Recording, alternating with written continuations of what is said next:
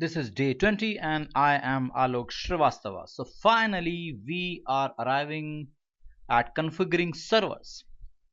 So the objectives of the day are we'll be starting with our first server, the mail server, Postfix. So the objectives are to understand how the email works, and then we will be configuring the Postfix as our mail server, MTA as we technically call it, mail transfer agent.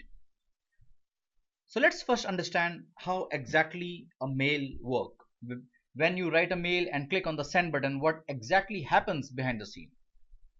So as you can see the picture, for a user it's very simple, from point A to point B. But it actually is slightly more complicated. So what happens is that, as you can see it on the step A, when the sender create and send the mail using some MUA, mail user agent, that means any application which you use to write the mail, like you can use Outlook Express, Thunderbird, Evolution, Lotus Notes, anything. These applications which you use to write the mail and receive the mail are known as the MUA. So you will be using any MUA and write the mail and click on the send button. Now the step number B, the MUA transfer the mail to the MDA, mail delivery agent.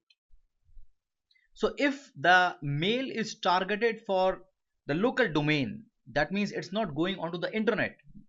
That means, let's suppose I'm sending a mail from alok@networknuts.net to menta@networknuts.net. So it's not going onto the internet, right? It's because the recipient mailbox is also on the same server. So in that case, the MDA will deliver it locally. It will not be sent to the MTA. But the second case, if it is not locally addressed, that means from alok@networknuts.net, I am sending it to say alokrn@gmail.com, which is a different domain. So if it is not addressed locally, the MDA will forward the email to MTA, mail transfer agent, and obviously in between you can see this company network. That means the mail will be going through the switches, routers, tigers, not tigers, means all the network configurations. So if it, again I'll come again, if it is not addressed locally, the MDA will forward the mail to the MTA. So MTAs are the actual server which will be transferring the email. Like you have got MS Exchange from Microsoft, Novell has got Novell, they call it, what was the name, sorry I forgot it, Novell Groupwise, yes.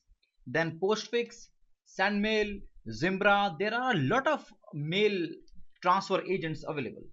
So once the MTA reaches get the mail, that means it is targeted to the outside domain. Then comes step number D, mail queue. Might be there are hundreds of emails waiting to go outside. So once the email enter the queue, because the other mails might be there prior to your email, so there might be a delay in processing the queue.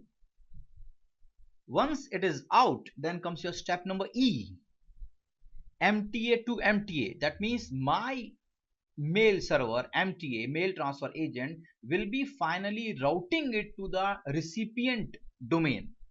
So while transferring the email, the sending MTA handles all aspects of the mail delivery until the message is either accepted or rejected by the receiving MTA.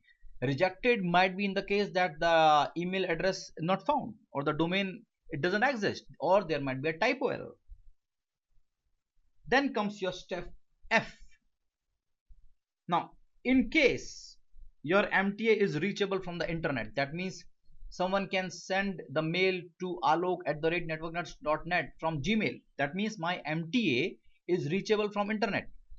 So MTAs are normally also configured as MSAs, mail submission agents. Before accepting any email, now from the recipient perspective, before accepting any email, I should scan the emails for virus or some kind of spams or anything. So the job of the MSAs is to test all emails for spam and virus, and it filters before it is allowed to pass inside my domain or it pass inside the firewall. So MSAs, they generally run on port number 587 using the TCP protocol. So you might be having some mail filtering or like your virus scanning going on. You might have noticed when you try to send an attachment using the Gmail and the attachment size is big, it sometimes gives you a warning that the attachment size is too big, it cannot be scanned. Do you really want to send it? So it's up to you then. So if everything is okay, then the recipient email, your MTA, it is accepted for the delivery by the receiver's MTA.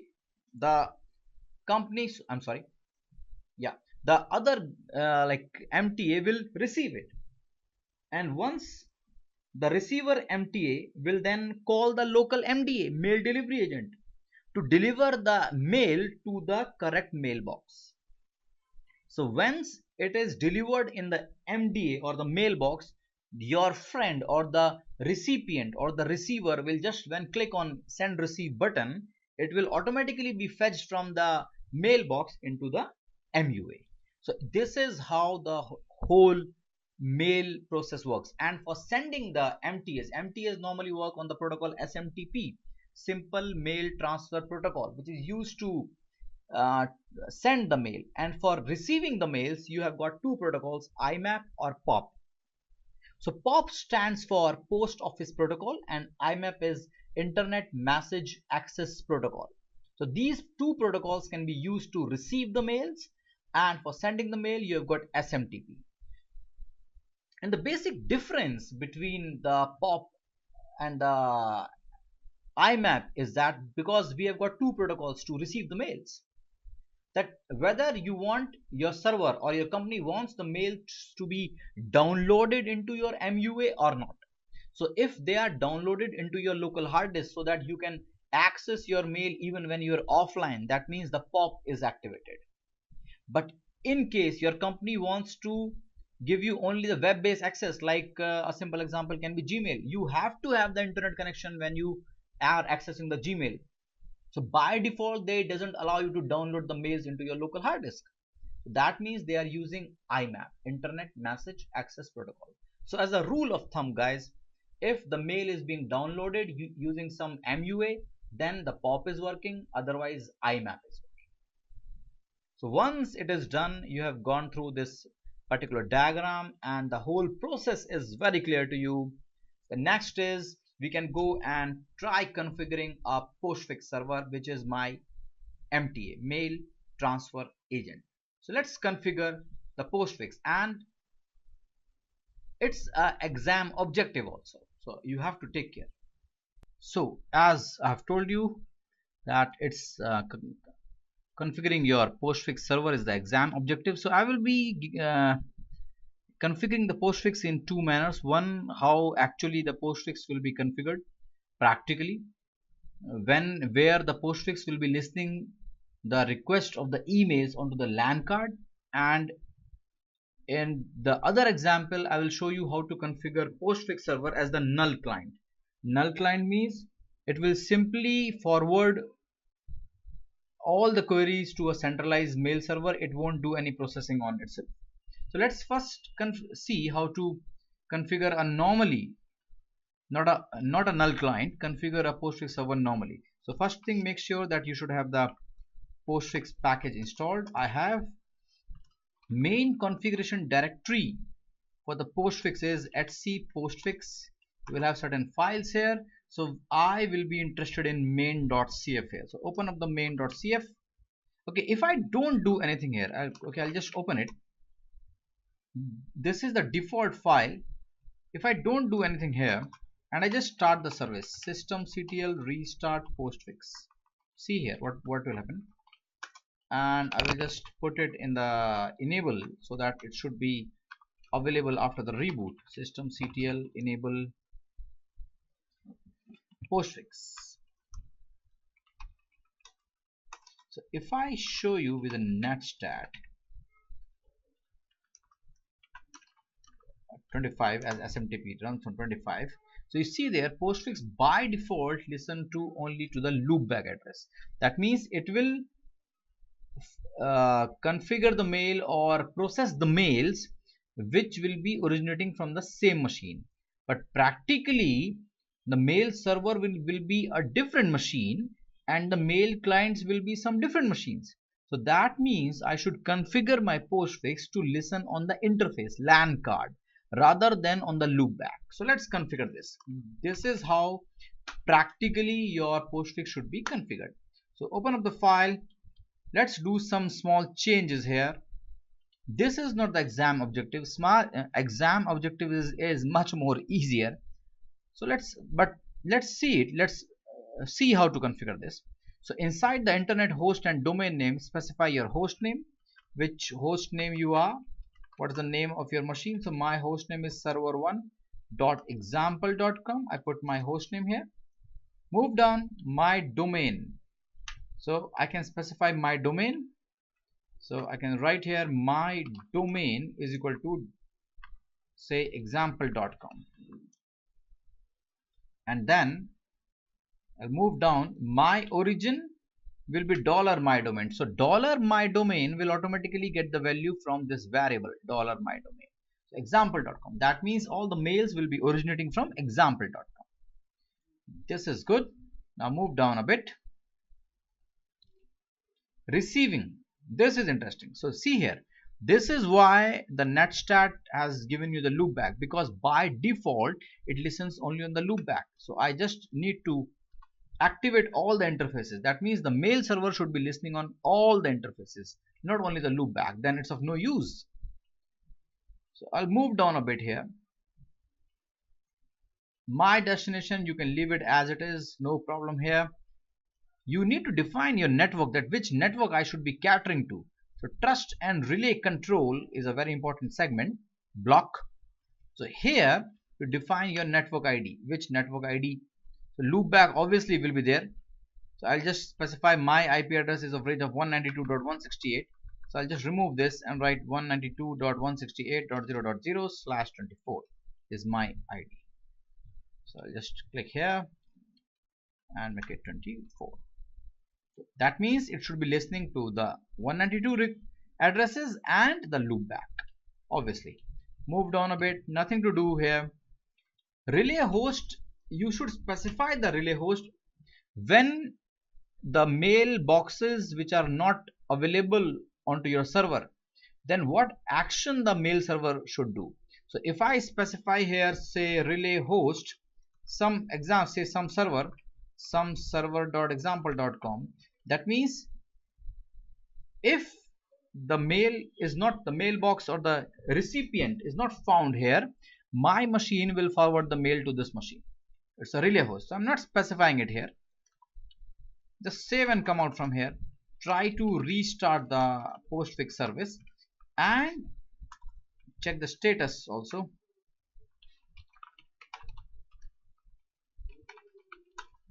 And if I give the netstat command once again, I should see a change. Let's see. Yes, now it is listening on all the addresses.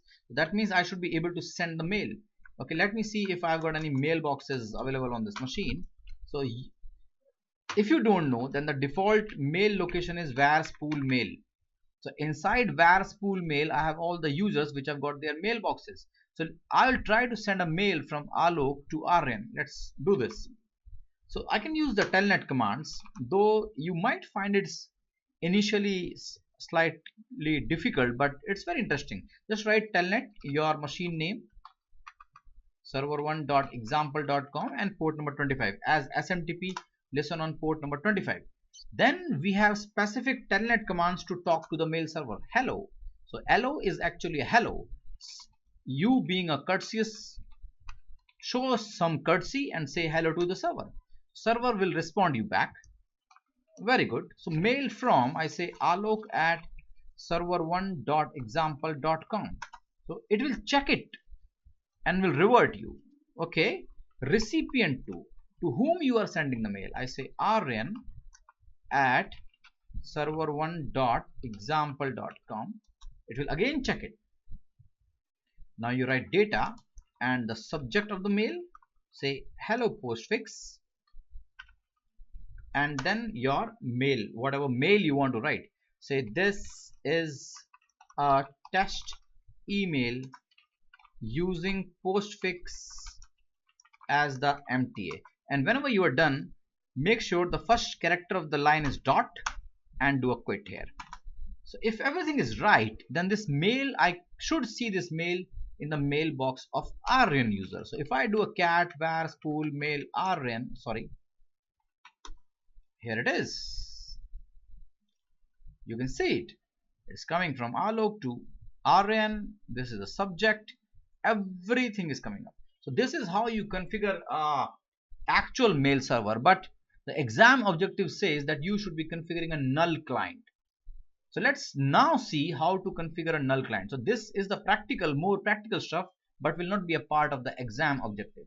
Exam objective will tell you ask you how to configure a null client. So let's configure a null client on this machine. This is my server 2. So just make sure that the host names are getting resolved, or you should have a corresponding entry in the etc host file. My host name is server2.example.com. So how to configure a null client? It's actually much more easier. Again, same stuff. Check it out whether the postfix is installed or not. Bingo, it's installed. Go to etc postfix main.cf. Now here you should be doing some changes. Now the changes will be much more easier. Go to the top. The first thing that you need to see or check is, I can specify, just move down a bit. Queues need not to do anything. My host name, you need not to do anything for the my host names, just leave it as it is. My domain is, again, you need not to do anything. My origin is, you need to change. So in my origin you should write your machine name, my origin, as it is a null client. So write whatever machine name you have. Mails will be originating only from this machine, my origin. Okay, and receiving it, obviously I will be receiving it only on the loopback address. So please make sure you, sorry, my origin, I had reverted it. I'll just do it again. My origin and my machine name, server2.example.com, and then in interface copy this line, comment this, sorry, and write here loopback hyphen only, as it is a null client. Loopback hyphen only. That means, I drop the mic. That means you should be, this machine will be listening to the mail request only on the loopback. Then you move down a bit here. My destination again need to be blank, as it is a null client, so we will not be specifying any destination here. So just write here my destination and just leave it blank, and comment this out so that you won't be relaying it to anywhere else. So my destination should be a blank ID, so it should be blank. We had changed this. So my destination actually configure which domains the mail is an endpoint. So I am giving it blank. That means nowhere. It's a null client. Now interface I had explained you, my origin I had explained you. Now if I move down a bit here and will show you the IPs, trust and relay control block. Inside my network, just make it loop back. That's it. Remove everything else. My networks is loop back. So we have changed the interface loop back only, my networks to loop back. My origin is my host name, my destination I had made it blank. Now I can also configure a relay host. That means it should be forwarding all the emails to a particular machine which should be accepting it. So I can configure my server 1 as the relay host. So what I do here, just inside the relay host, you will be given a different host name in the exam. So I write here server1.example.com. That means server1.example.com should be accepting the emails, which it is. It is listening on the interfaces. It is listening on all the interfaces. So relay host is the machine where your mail request will be forwarded. So it's very important. Relay host should be configured. Your loopback only should be your interfaces. Network should be 127 loopback. My origin should have got your host name, and destination should be blank. So once this is done, it's very simple stuff. Just try to restart the service.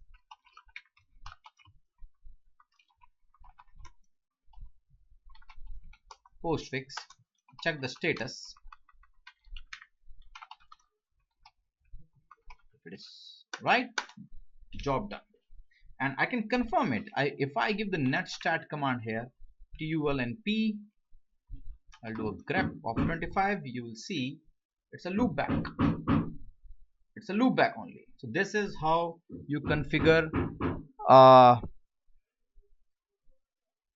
null client, which will be relaying all the mails to a particular relay host. This is the exam objective. This is what you need to learn to clear your RHCE certification. That's all for the day, and I'll see you in the next class. Bye bye.